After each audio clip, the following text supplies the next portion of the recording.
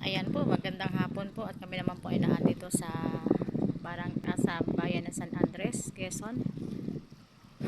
Dito po kami ngayon sa pier. Dito po.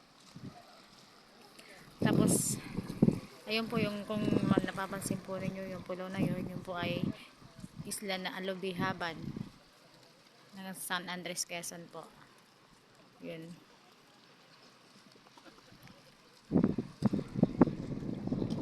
Ayun po siya.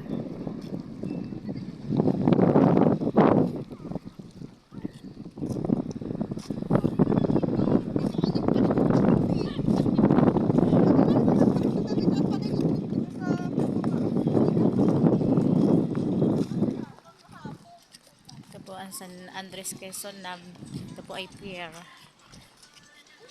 ng San Andres.